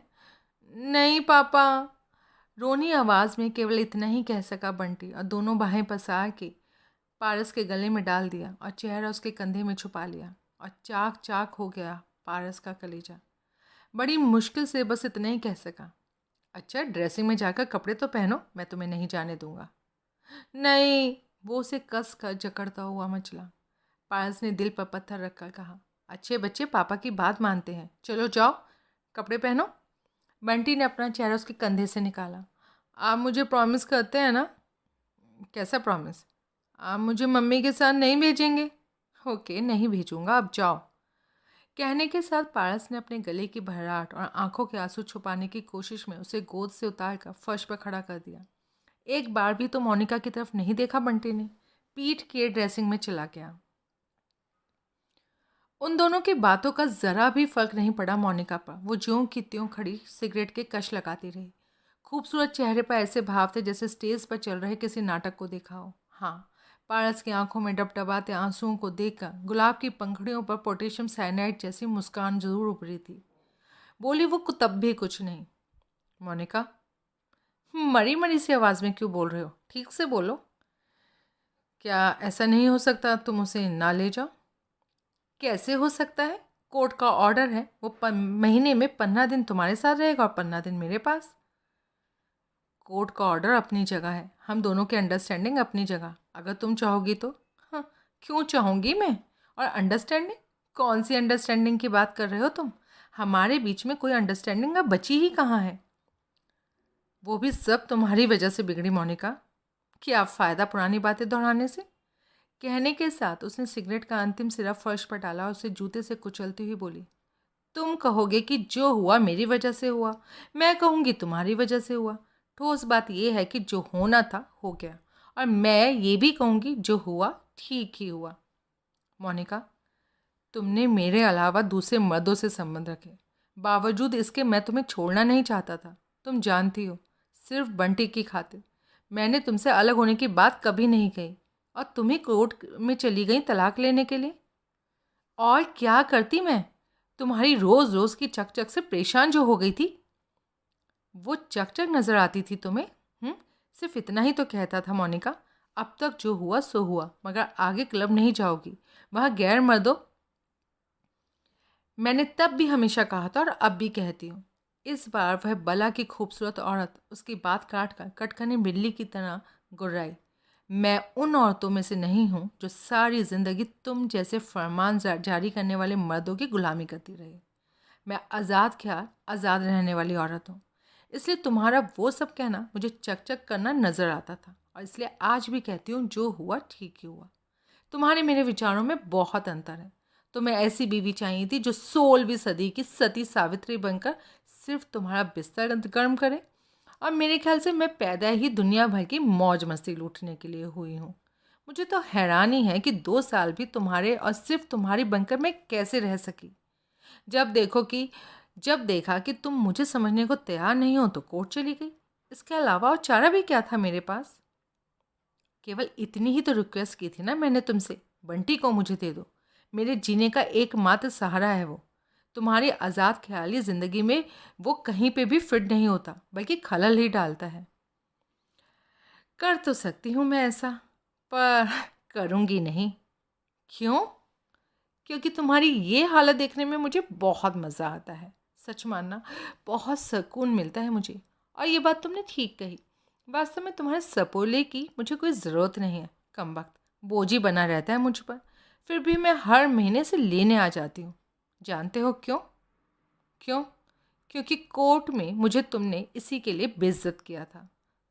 वो तो तलाक के लिए बेशक मैं गई थी कोर्ट में, और तलाक हो तो बहुत आसानी से गया, क्योंकि तुम भी ऐसा चाहते थे। बिजली तो तुम पर तब गिरी जब माँ होने के नाते कोर्ट ने बंटी को मेरे सुपुर्द कर दिया। हालांकि मैं ऐसा बिल्कुल नहीं चाहती थी, लेकिन कोर्ट में तो नहीं कह सकती थी ना। कोर्ट ने तो वही किया जो ऐसे हर केस में करती है। बच्चे के मामले में माँ को ही पहला हकदार मानती है, हर कोर्ट। और तब तब तुमने मुझ पर मुकदमा किया, बंटी को मुझसे लेने का मुकदमा। उन हालात में मैं और कर भी क्या सकता था? बीच में मत बोलो, मेरी बात अभी ख़त्म नहीं हुई। वो औरत पोटेशियम साइनाइड उगलती चली गई, जिसे देखते ही कोई भी मर्द उसे पाने के लिए पागल हो सकता था।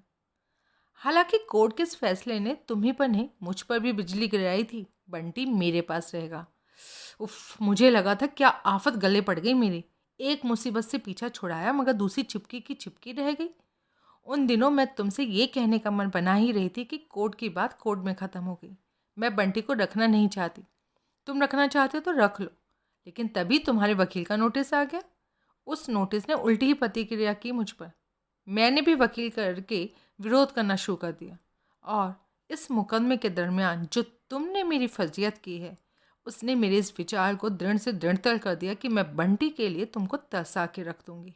याद है, तुमने कोर्ट में कहा था तलाक वाली अदालत ने जो बंटी को इस आधार पर मुझे सौंपा है कि मैं इसकी माँ हूँ, वो इसलिए गलत है कि मैं उन जैसी माँ ही हूँ ही नहीं जैसी माएँ उस कोर्ट ने या उस समाज ने देखी है। मैं एक ऐसी माँ हूँ जो अपने बच्चे से ज़रा भी प्यार नहीं करती। जिसे रात रात भर क्लबों में रहना और हर रात नए मर्दों का बिस्तर गर्म करके बच्चे की परवरिश से ज़्यादा अजीज़ है। ये भी कहा था मैंने अपनी फिगर बचाने के लिए बंटी को अपना दूध तक नहीं पिलाया। और इसी तरह का और भी जाने क्या क्या कहा गया तुमने अदालत में, ऐसा कि वहाँ मौजूद लोग मुझे हिकारत से देखने लगे थे। उन सबकी आंखों में अपने लिए नफरत देखी थी मैंने, और उसी की वजह से मैंने फैसला किया था कि इस सांप के बच्चे को रखूं या ना रखूं, मगर तुम्हें ये सुख हासिल नहीं करने दूंगी। और तब कोर्ट ने यह फैसला सुनाया कि 15 दिन मेरे पास रहेगा और 15 दिन तुम्हारे पास। ये फैसला अदालत ने तुम्हारी हर घिनौनी दलील के बाद भी ये सोच कर सुनाया था कि माँ फिर भी माँ होती है। इसलिए मुझे उन दिनों का इंतज़ार नहीं रहता जब ये मेरे पास रहेगा, बल्कि सिर्फ और सिर्फ उन दिनों का इंतज़ार रहता है जिस दिन मैं इसे लेने यहाँ तुम्हारे पास आती हूँ। तुम्हारी ये रोनी सूरत देखकर मुझे चैन मिलता है, और उससे भी ज़्यादा चैन तब मिलता है जब ये तुम्हारा सपोला तुमसे लिपट लिपट कर मेरे साथ ना जाने की ज़िद करता है, और मैं इसको घसीट कर यहाँ से ले जाती हूँ। कोर्ट के ऑर्डर से बंधे तुम कुछ नहीं कर सकते, सिर्फ तड़प सकते हो। याद है तुम्हें कोर्ट में जब पूछा गया कि तुम किसके साथ रहना चाहते हो, तो यही कहा था ना इस सपोले ने, पापा के साथ। मम्मी मुझे प्यार नहीं करती, मारती रहती है। किस तरह वकील ने ये कहकर मेरी इज्जत बचाई थी कि बच्चा जब कहना नहीं मानेगा, कोई गलत हरकत करेगा तो माँ मारेगी ही। वो मार बच्चे को अच्छे संस्कार डालने के लिए होती है। इतना जहर मोनिका, इतना जहर भरा हुआ है तुम में? तुमने भरा है ये जहर, और तुमने और तुम्हारे सपोले ने। पर वो बातें कोर्ट की थी मोनिका, वकीलों की थी। मैं बिल्कुल नहीं चाहता था कि अदालत में तुम्हारे कैरेक्टर के बारे में कोई चर्चा हो, मगर वकील ने कहा कि ऐसा कुछ कहे बगैर बंटी को वापस पाना मुश्किल है। केस बनाने के लिए ऐसी बातें करनी पड़ती हैं। फिर भी अगर तुम इतनी हर्ट हुई हो तो मैं तुमसे माफ़ी मांगता हूँ। और रही बात बंटी की, वो तो बच्चा है यार, उसने तो वही कहा ना जो सच था। उससे बदला लेने की तो बात तक नहीं आनी चाहिए तुम्हारे दिमाग में। और फिर भी अगर तुम चाहोगी तो मैं उससे भी कहूँगा, वो भी तुमसे माफ़ी मांग लेगा। लेकिन ऐसे जुल्म मत करो। जब तुम वास्तव में उसे नहीं रखना चाहती तो मेरे पास छोड़ दो। तुम भी खुश रहो और हम दोनों भी खुश रहेंगे। बंटी, क्या अभी तक कपड़े नहीं पहने तुमने? पहन ले मम्मी। बेडरूम और ड्रेसिंग के बीच दरवाजे से कांपती आवाज़ उभर कर आई। दोनों ने एक साथ उधर देखा और हा हा कर कर उठा पारस का दिल। बंटी की आवाज़ ही नहीं, पूरा का पूरा कांप रहा था वो मासूम चेहरा। खुद को रो पड़ने से रोकने के प्रयास में बिगड़ सा गया था। खुद को नियंत्रित करने के प्रयास करते पारस श्रीवास्तव ने कहा, अरे तुमने ये पुराने कपड़े क्यों पहन लिए बेटा? मैं जो नया लाया था वो क्यों नहीं पहने? ऐसे ही पापा, मन नहीं करा। उसके कहने के बाद वो सीधा मोनिका की तरफ बढ़ा। बहुत नज़दीक तो नहीं, लेकिन हाँ ठीक सामने जाकर रुक गया। और उस वक्त तो पारस और भी हैरान रह गया जब अपने नन्हे नन्हे दोनों हाथ जोड़ दिए उसने। आंखों में आंसू भरा है।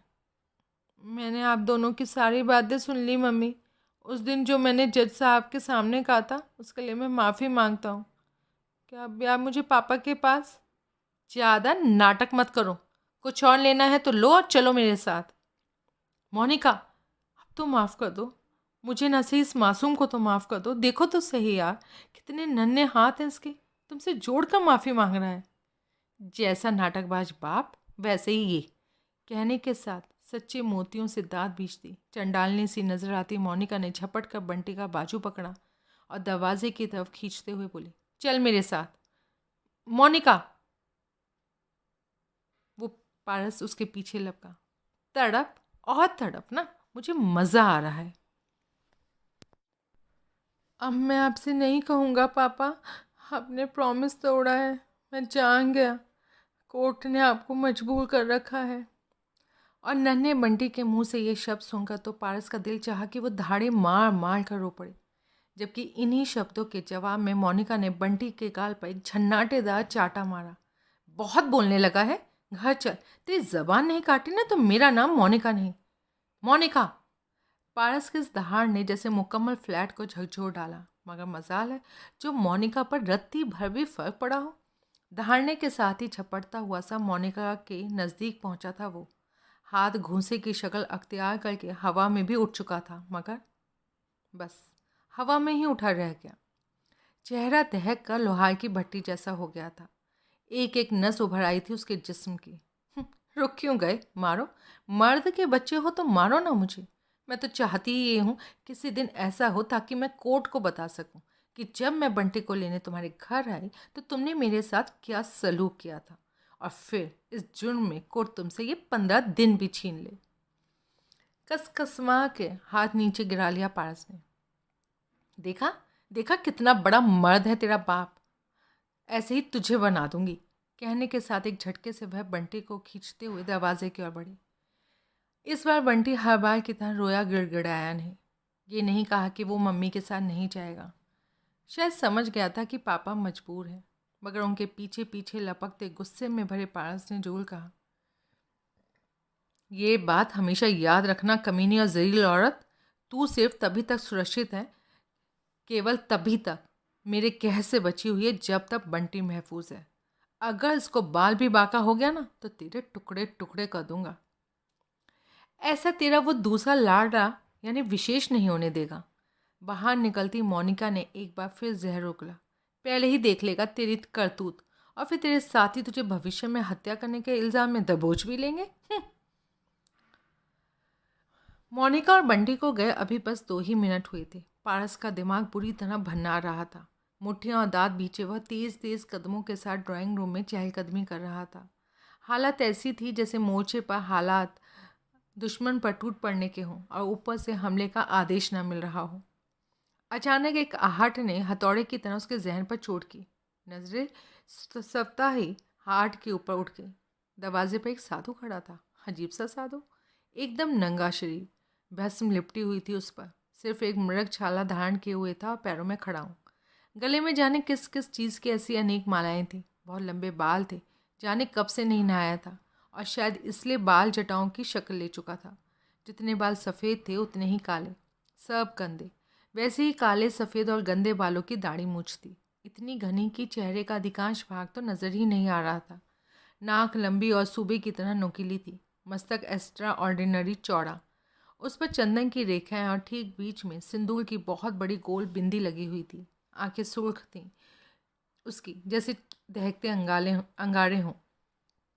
उन्हें देखते ही पारस समझ गया कि वो हमेशा भांग, चरस और सुल्फे के नशे में चूर रहने वाला शख्स है। इसलिए ज़्यादा भाव न देते हुए उपेक्षित स्वर में पूछा, क्या चाहिए? तेरा नाम पारस श्रीवास्तव है? हाँ। तो तुझसे मिलना था मुझे। क्यों? मैं तो अखबार पढ़ता नहीं, लेकिन किसी अखबार पढ़ने वाले ने तेरे और विशेष के बारे में मुझे बताया। कहने के साथ वो अंदर आ गया। ये कि विशेष को भविष्य में होने वाली हत्याएं दिखती हैं और तू उनको रोकता है। पारस इस वक्त उससे बात करने के ज़रा भी मूड में नहीं था। उसने उखड़े हुए अंदाज से पूछा, तो? बहुत अच्छा काम करता है। मैं हमेशा सोचा करता था कि दुनिया में हमारी प्राचीन विद्याओं से लाभ उठाने वाला कोई नहीं है, जबकि इन विद्याओं से आज के समाज में फैले अनेक अपराध ही नहीं, बहुत सी बुराइयां दूर की जा सकती हैं। मैं समझ नहीं पा रहा हूँ। बाबा, सब बाबा कहते हैं मुझे। माँ बापों के रखे नाम हम बहुत पीछे छोड़ आते हैं। हाँ, मैं समझ नहीं पा रहा हूँ कि आप यहाँ क्यों आए और मुझसे क्या चाहते हैं। सेवा करना चाहता हूँ तेरी, बल्कि पूरे समाज की। कैसे? विशेष पर जो कुछ है वो ईश्वर का चमत्कार है, लेकिन मेरे पास जो कुछ है उसे मैंने खुद विकसित किया है। क्या है आपके पास? विशेष केवल हत्याओं को देखता है और सिर्फ एक सीमित दायरे में देखता है। वो उस दायरे से बाहर नहीं जा सकता, क्योंकि वो खुद कुछ नहीं करता। जो कुछ होता है ईश्वर के प्रसाद स्वरूप स्वतः होता है, परंतु मेरा कोई दायरा नहीं है। मैं इस धरती पर ही नहीं, ब्रह्मांड में कहीं भी घटने वाली भविष्य की किसी भी घटना को उसके घटने से पहले ही बता सकता हूँ। एक तो पहले ही बनाया हुआ था पारस का दिमाग, ऊपर से बेसिर पैर की बातें सुनकर वो पूरी तरह झन्ना उठा। यहाँ से जाओ बाबा, मेरा दिमाग खराब मत करो। ऐसे अनादर की उम्मीद तो नहीं थी मुझे तुझसे। क्यों नहीं थी? जब तुम पूरे ब्रह्मांड की खबर रखते हो तो ये उम्मीद क्यों नहीं थी कि मेरे पास पहुँचने पर तुम्हें मेरे से अच्छा व्यवहार मिलेगा? खबर रखता नहीं हूँ, बल्कि रख सकता हूँ। ध्यान लगाऊँ तो रख सकता हूँ, और यहाँ आने से पहले मैंने ध्यान नहीं लगाया था। देखो बाबा, मैं बहुत परेशान हूँ। अपनी ये उल्टी सीधी बातें करके ना मुझे और परेशान मत करो। मेरा इस किस्म की बातों में कोई विश्वास नहीं है। प्लीज़ जाओ यहाँ से। हाँ, भेज तो रहा है बच्चा, पर बाद में पछताएगा बहुत। ओफो, चलो मैं पछता लूँगा, अब जाओ यहाँ से। इस बार तुरंत कुछ नहीं कहा सातू ने, बहुत गौर से उसे देखता रहा। अगर मैं तुझको ये बता दूँ तू क्यों परेशान है, तो क्यों बाबा से ढंग से बात नहीं कर रहा, तो तो क्या तब भी नहीं मानेगा कि बाबा कुछ नहीं बता सकता? मुझे कुछ नहीं जानना बाबा, कुछ भी नहीं जानना। बस मुझे तुम माफ़ करो और जाओ यहाँ से। हं, तू तो सचमुच आवश्यकता से अधिक व्यथित है। अभी पता करता हूँ इसका कारण। कहने के बाद उसने पारस को कुछ भी कहने का मौका दिए बगैर आंखें बंद कर ली। ओफो, क्या नाटक कर रहे हो, निकलो यहाँ से। पारस इतना आउट हो गया था कि उसे धक्का ही दे दिया। दुर्वासा के वंशज हैं हम, क्रोध हमारी नाक पर रखा रहता है, किंतु उस पर क्रोध नहीं करते जो क्रोध का नहीं सहानुभूति का पात्र होता है, जो कि तू है इस वक्त। पारस का जी चाहा कि या तो अपने बाल नोच ले या उसके सारे बाल एक ही झटके में उखाड़ ले। कौन से जन्म का बैर निकाल रहे हो बाबा मुझसे? अकेले क्यों नहीं छोड़ देते मुझसे? हाँ, आखिर क्या चाहते हो? अब तो सिर्फ एक ही बात चाहता हूँ बच्चा, ये कि 2 मिनट कुछ मत बोल, ध्यान लगा लेने दे मुझे। क्या ध्यान लगाओगे तुम? सुल्फा, भांग, गांजा और जाने क्या क्या तो लिए हुए हो, हद चले हो मुझे चिल्लाने। ओह, तो इसलिए ध्यान नहीं दे रहा तू बाबा की बातों पर? तुम तो इस हालत में हो कि कोई तुम पर ध्यान दे? देखो बच्चा, जिन जिन चीज़ों का नाम तूने लिया, यकीनन मैं उन सभी के नशे में हूँ, मगर इन चीज़ों को तुम दुनिया वालों ने बदनाम कर दिया है। हम जैसे बाबाओं के लिए ये चीज़ें ज़रूरी होती हैं। ना होती तो खुद भगवान शंकर भंगड़ी ना खिलाए होते। वे भी लेते थे इसे, क्योंकि ध्यान लगाने के लिए, समाधि में जाने के लिए सारे नशे सहायक होते हैं। जो इन्हें इस उद्देश्य से लेता है वो सदुपयोग करता है, और जो नशे के लिए लेता है वो दुरुपयोग करता है। तो अब आपने प्रवचन शुरू कर दिया।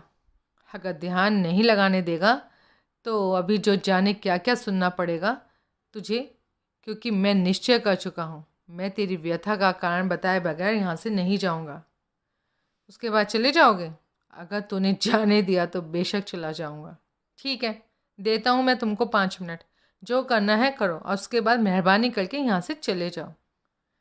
5 नहीं बेटे, केवल 2 मिनट चाहिए। कहने के साथ उसने खड़े खड़े आंखें बंद करी। पारस उसकी हरकतों पर ज़रा भी ध्यान नहीं दे रहा था। कुछ देर चहलकदमी करी, फिर धम से सोफे पर बैठ गया। वह बंटी के बारे में सोचना चाहता था। वो कल्पना करना चाहता था कि इस वक्त उसका जिगर का टुकड़ा किस हाल में होगा, लेकिन पता नहीं कहाँ से ये बाबा संकी साधु टपक पड़ा। जाने क्या ऊट पटांग बातें कर रहा था, मौका ही नहीं दे रहा था कुछ सोचने का। कम से कम उसके हिसाब से बड़ी मुश्किल से गुजरे 2 मिनट, लेकिन ठीक 2 मिनट बाद उसने आंखें खोल दी। तू एक चांडाल औरत का सताया हुआ है। बस कर लिया करिश्मा, अब आप बड़ाए मेहरबानी यहाँ से चले जाएं।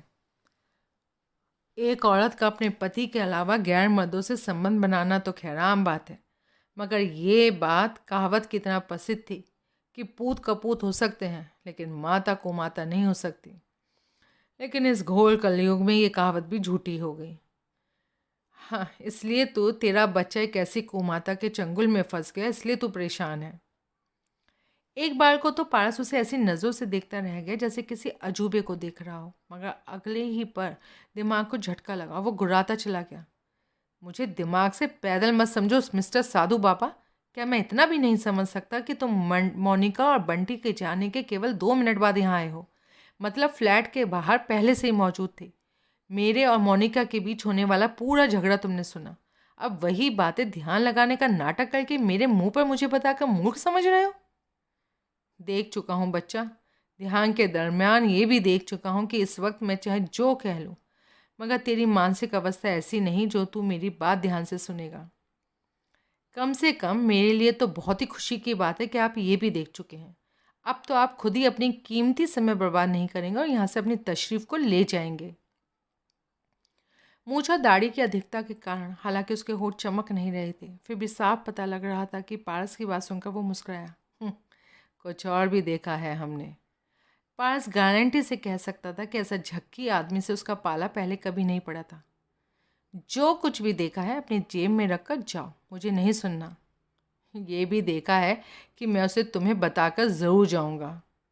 ओफो, देखा ये है कि अभी तू मेरी कोई बात नहीं सुनेगा, मगर जल्दी ही मेरी ज़रूरत पड़ेगी और तू मुझे ढूंढता फिरेगा। वैसे तो हम बाबाओं का कोई ठिकाना नहीं होता, लेकिन तेरी उस समस्या का हल करने के लिए बता कर जा रहा हूँ। जब संकट आए तो बद्री धाम आना, वहाँ किसी भी साधु से पूछना कमली वाले बाबा कहाँ मिलेंगे, सब बता देंगे। चले आना। ओके, चलाऊँगा। अब तो जाओ यहाँ से। बद्री विशाल तेरी रक्षा करें, कहने के साथ उसने अपना हाथ पारस के सर पर रखा और दरवाजे की तरफ घूम गया। पारस का आज का दिन कुछ खास ही खराब था। इस बात का एहसास उसे बाहर निकलने के लिए फ्लैट का दरवाज़ा खोलते ही हुआ। एक ऐसा चेहरा नज़र आया था उसे जिसे देखते ही दिमाग भग से उठ गया। कम से कम यहाँ उस चेहरे की कल्पना वो ख्वाब तक में नहीं कर सकता था। बात साधु के जाने के करीब 1 घंटे बाद की है। उसके जाते ही दरवाज़ा अंदर से बंद कर लिया था उसने, जैसे डर हो कि अगर वो खुला तो साधु फिर से आ जाएगा। कम से कम 5 मिनट तक तो पारस उसी को अपने जहन से नहीं निकाल सका था। सर को जोरदार झटका देकर उसे निकाला तो बंटी आ घुसा, बंटी के साथ मोनिका भी। ठीक यूं जैसे फूल के साथ कांटे भी होते हैं। करीब 10 मिनट तक वो यही सोचता रहा कि बंटी को कैसे मोनिका के चंगुल से निकाला जाए, मगर सर दर्द कर रहा था और इस समस्या का कोई हल नज़र नहीं आ रहा था। फिर उन सभी विचारों से छुटकारा पाने के लिए बाथरूम में गया, फ्रेश हुआ, नहाया था, तैयार होकर ब्रेकफास्ट के मकसद से किचन में गया। परंतु वहाँ पड़ी मैगी पर नज़र पड़ते ही मूड एक बार फिर चौपट हो गया। दिमाग में फिर बंटी घुस आया। पता नहीं बेचारे को खाने के लिए अभी तक कुछ मिला भी होगा या नहीं। ये विचार दिमाग में आने के बाद पेट में भूख होने के बावजूद कुछ खाने का मन नहीं हुआ। दिमाग बटाने के लिए सिंघानिया फार्म हाउस जाने का मन बना लिया और वहां जाने के लिए फ्लैट का मुख्य द्वार खोला ही था कि उस चेहरे के दर्शन हो गए जिसे देखते ही उसे एहसास हो गया कि आज का दिन कुछ खास ही खराब है। सफ़ेद रंग का शानदार सफारी पहन रखा था उसने जिसे देखते ही पारस के मुंह से मानो स्वयं ही निकल पड़ा। तुम यहाँ? जी, मैं यहाँ। सफ़ेद दाढ़ी वाला खुर्राट पत्रकार ने इस तरह झुक कर कहा जैसे मोटी टिप मिलने पर वेटर सर झुकाता है। यहाँ क्या कर रहे हो तुम? ये भी कोई पूछने वाली बात है? यहाँ आया हूँ तुम्ही से मिलने, लेकिन संयोग देखिए, बेल बजाने के लिए हाथ उठाया ही था कि तुमने दरवाज़ा खोल दिया। जैसे टेलीपैथी से पता लग गया कि मैं यहाँ खड़ा हूँ। विशेष नाम के उस विशेष बच्चे के जर्म्स तुम में भी घुसा है क्या? मुझे तुमसे मिलने में कोई दिलचस्पी नहीं है, पर मुझे है। मैं उससे नहीं मिलता जिससे मिलना नहीं चाहता, और मुझसे हर उस शख्स को मिलना पड़ता है जिससे मैं मिलना चाहता हूँ।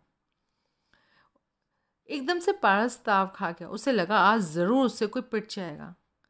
देखो मिस्टर पत्रकार, सिंघानिया साहब मत समझना मुझे, जो तुम्हारी 1000 बदतमीजियों के बाद भी तुम्हें झेलता रहे। मैं तुम्हारे किसी भी सवाल का जवाब देने का पाबंद नहीं हूँ। जवाब तो तुम्हें देने ही होंगे। मैं घूसे से तुम्हारा जबड़ा, और हाँ, पिछली बार बहुत सीना ठोक ठोक कर कहा था ना तुमने कि विशेष को खरीदने की बात छापोगे, मगर वैसी तो कोई लाइन तुम्हारे अखबार में देखी नहीं मैंने। उसी संबंध में कुछ जानकारियाँ जुटाई हैं मैंने, उन्हीं पर बात करनी है। मैं कह चुका हूँ, मुझे तुमसे कोई बात नहीं करनी। कहने के साथ उसने बाहर निकलते हुए दरवाज़ा इतनी जोर से बंद किया कि ऑटोमेटिक लॉक स्वतः बंद हो गया। पारस उसकी बगल से निकलकर तेज़ कदमों के साथ कॉरिडोर में बढ़ गया। उसके पीछे लपकते दाढ़ी वाले ने कहा, उसके गांव का नाम नाटा है ना, और पिता का नाम चंदोजी? पारस को एक झटके से इस तरह रुक जाना पड़ा जैसे खुर्राट पत्रकार के मुंह से निकले लफ्ज़ बेड़ियां बनकर उसके पैरों में लिपट गए हों। तेजी के साथ वो घूमा। तब तक दाढ़ी वाला भी नज़दीक पहुंच चुका था। उसे बहुत गौर से देखकर पारस ने फिर उसके हलक से गुर्राहट निकली। ये बातें कहाँ से पता लगी हैं तुम्हें? मतलब सच है। अपने जवाब से तुमने मुझे बता दिया कि मेरी जानकारी पुख्ता है। पारस को लगा कि वो उसे कुछ ज़्यादा ही हल्का ले बैठा है। वाकई खुर्राट पत्रकार है वो। उसके पास ऐसी जानकारी थी जिसे लाख दिमाग घुमाने पर भी वो ये नहीं समझ सका कि ये जानकारी उसे मिली होगी तो कहाँ से। जी तो चाह रहा था कि वो इस सवाल का जवाब पाने के लिए उससे उलझे, मगर वो किसी भी तरह उसके सवाल का जवाब नहीं देगा, बल्कि उल्टा उसी से कुछ और ही उगलवा लेगा। मेरे पास तुम जैसे फालतू लोगों के लिए टाइम नहीं है। पलट कर लिफ्ट की ओर बढ़ता हुआ पारस बोला। एक बार फिर उसके पीछे लपकता हुआ वो बोला, अलग से कहाँ टाइम मांग रहा हूँ मिस्टर पारस, हम लोग चलती गाड़ी में बात कर सकते हैं। यहाँ से सिंघानिया फार्म हाउस पहुँचने में 20 मिनट तो लगेंगे ही, मेरे लिए इतना टाइम बहुत है। एक बार फिर रुक जाना पड़ा पारस को। अब तो हद ही हो गई। तुमको कैसे पता लगा कि मैं? क्योंकि तुम लोगों ने विशेष को वहीं रखा है ना। छक्के छूट गए पारस के। ये आदमी क्या है? इसे कैसे मालूम कि हमने विशेष को कहाँ रखा है? और वो जालिम यूं मुस्कुरा रहा था जैसे पहले से ही जानता हो कि उसके क्या कहने की पारस पर क्या प्रतिक्रिया होगी। अब रहा नहीं गया पारस पर। झपट कर दोनों हाथों से उस करिश्माई शख्स का गिरेबान पकड़ लिया और दांतों पर दांत जमाकर गुर्राया। अगर तुमने फौरन ये नहीं बताया ये सारी जानकारी तुम्हें कहाँ से मिली है तो मैं तुम्हारा जबड़ा तोड़ दूंगा। हाँ, ये तो तुम कर सकते हो। बहरहाल आर्मी में रहे हो। इस मैदान में मैं तुम्हारा मुकाबला नहीं कर सकूंगा, मगर दिमाग के मामले में मुझसे बहुत पीछे हो मियाँ। अपनी बेवकूफ़ियों से तुम साबित कर चुके हो कि अभी तक मैंने जितनी भी जानकारी जुटाई है सब 100% परफेक्ट है। ऐसा ना होता तो तुम्हें यूं आपे से बाहर होने की क्या ज़रूरत थी? मेरी बात पर ध्यान नहीं दिया शायद तुमने। अगर तुमने फ़ौरन नहीं बताया तो? पारस की बात काटते हुए उसके आंखों से अपनी सफारी की ऊपरी जेब की तरफ इशारा करते हुए उसने कहा, एक हाथ गिरेबान से हटाकर मेरी इस जेब में डालो। उससे क्या होगा? मेरा जबड़ा टूटने से बच जाएगा, क्योंकि एक ही झटके में तुम्हें तुम्हारी सारी बातों के जवाब मिल जाएंगे। पारस ने एकदम से वो नहीं किया जो वो कह रहा था। कुछ देर खूंखार नज़रों से उसे घूरता रहा, ताड़ने की कोशिश कर रहा था कि वो कोई चालाकी तो नहीं कर रहा। फिर एक हाथ जेब में डाला, दूसरे से अभी भी उसका गिरेबान पकड़े हुआ था। जेब में सिर्फ एक कार्ड बरामद हुआ और उस कार्ड पर नज़र पड़ते ही पारस की आंखें फैलती चली गईं। चेहरे पर आश्चर्य का समुद्र ठाटके मारने लगा था। कभी कार्ड पर लगी फ़ोटो को देख रहा था वो, और कभी दाढ़ी वाले पत्रकार को। गिरेबान पर जो हाथ था उसकी पकड़ अपने आप ढीली होती चली गई। तुम्हारा संबंध सीबीआई से है? जी, इंस्पेक्टर मुश्ताक सिद्दीकी कहते हैं मुझे। पहले क्यों नहीं बताया? अगर पहले ही मेरा जबड़ा तोड़ देने की धमकी दे देते तो पहले ही बता देता, क्योंकि अपने जबड़े से मुझे उतना ही प्यार है जितना मजनू को लैला से और रांची को हीर से था। पर तुमने खुद को पत्रकार क्यों बताया? भाई, मुगली घुट्टी 555 में घोट कर यही पिलाया जाता है हमें कि कुछ उल्टा सीधा जो मुंह में आए बता दो, मगर अपनी असलियत मत बताओ। उस वक्त पत्रकार बनना सूट करता था तो बता दिया। फिर अब क्यों बता रहे हो? कहा ना, अपने जबड़े से मैं सच्चाई जानना चाहता हूँ।